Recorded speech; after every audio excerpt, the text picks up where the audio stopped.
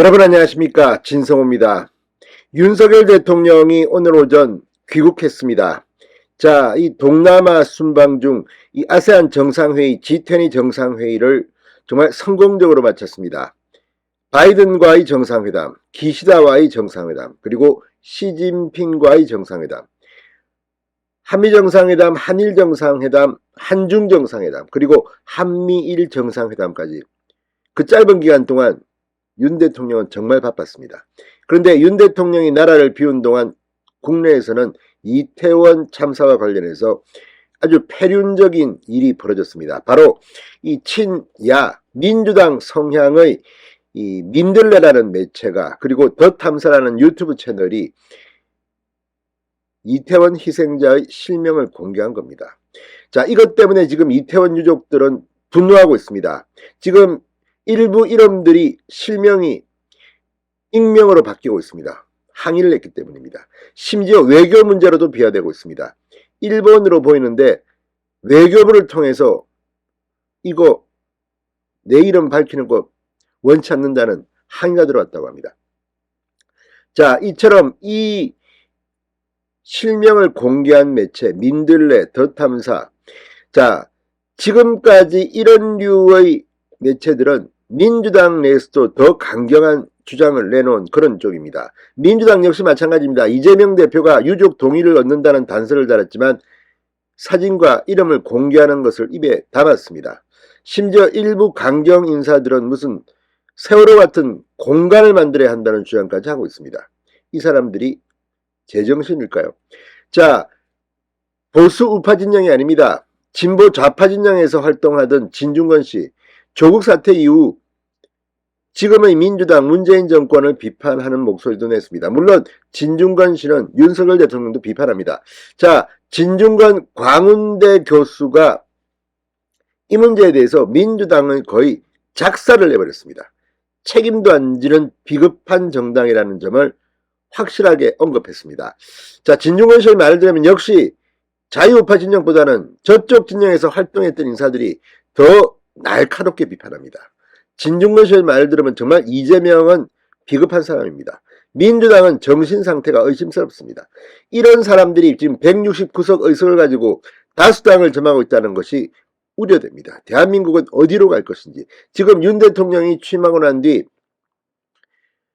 국민의힘 쪽에서 내놓는 이런 이 법안, 지금 민주당은 다 퇴짜를 놓고 있습니다. 이 사람들이 지금 나라를 위해 일하는 건지 정파를 위해 일하는 건지. 자, 지금 이태원 참사 희생자의 실명 공개 파문이 간단해 보이지 않습니다.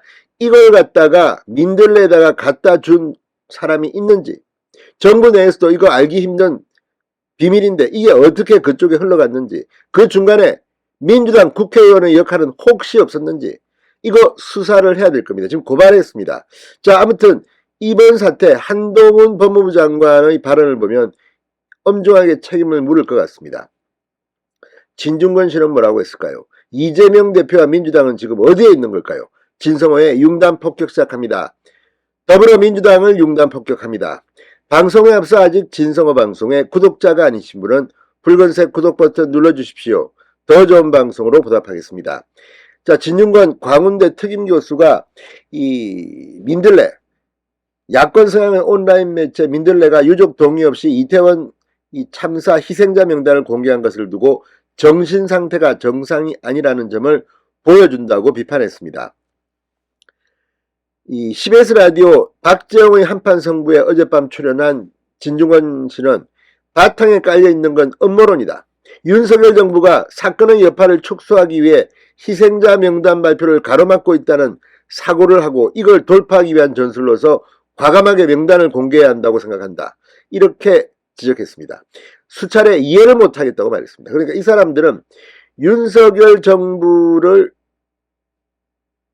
공격하기 위해서 명단을 공개하려는 것으로 보인다는 겁니다. 자, 진중권 씨는 추모를 하기 위해서 그분들 이름을 불러야 하는가, 얼굴을 알아야 하는가 모르겠다. 주체를 보면 더 탐사, 민들레, 김어준 방송 등 더불어민주당 지지층에서도 극성스러운 사람들이 주장을 하고 있다. 추모 의지가 순수하다고 볼 사람이 누가 있겠는가? 죽은 분들을 무슨 공유물처럼 생각한다. 뭐 폭력적이라고 비판했습니다. 결국 이렇게 해서 윤석열 퇴진 투쟁을 하겠다는 것이다. 윤석열 퇴진 투쟁이 문제의 진정한 해결책인가? 이게 다 윤석열 정권 때문이고 국민의힘 소속 지방자치단체장 때문이다. 그러니까 다음 선거를 잘해서 민주당 찍자. 이게 그들이 낼 수 있는 실천적 결론이다. 과연 이게 이 사건에서 내려야 할 사회적 결론인가라고 되물었습니다. 정말 전곡을 찔렀습니다. 그러니까 용산이라는 데가 권영세 의원이 지역구의원이고 지금 이 용산구청장이 국민의힘 소속이고 그러니까 이게 다 국민의힘 윤석열 정부 탓이야. 다음에 바꿔줘. 이것 때문에 희생자 명단까지 공개한 겁니까? 참으로 폐륜적이라 아니할 수 없습니다. 자, 민주당에도 책임이 있다고 주장했습니다. 진중권 교수는 이런 프레임을 만드는데 결정적 역할을 한 게 정권이 사진하고 영정을 못 모시게 탄압하고 있다는 언급이고 그래서 명단 공개까지 갔다. 명단이 공개된 후 반응이 안 좋고 상당히 비판적이다 보니까 민주당이 쑥 들어가 버렸는데 공당이라면 책임을 져야 한다고 본다. 더 탐사 민들레 김어준이라든지 이런 세력들하고 얼마나 긴밀하게 협력을 해봤는가? 민주당의 정체입니다. 이게. 지르는 것은 이 사람들이 지르게 하고 자기들은 뒤에서 보고 아우 분위기가 안 좋네 우린 도망가자 이겁니까? 자, 아무튼 이걸 보면 진중권 씨의 발언 하나하나가 폐부를 찌르고 있습니다. 이재명 대표가 직접 이걸 거론했습니다. 그러자 기다렸다는 듯이 민들레 더 탐사가 이렇게 공개한 겁니까? 아무튼 무책임의 극치입니다. 진중권 교수가 정말 민주당과 이재명의 아킬레스건을 건드렸습니다. 진성호의 융단 폭격이었습니다. 여러분 감사합니다.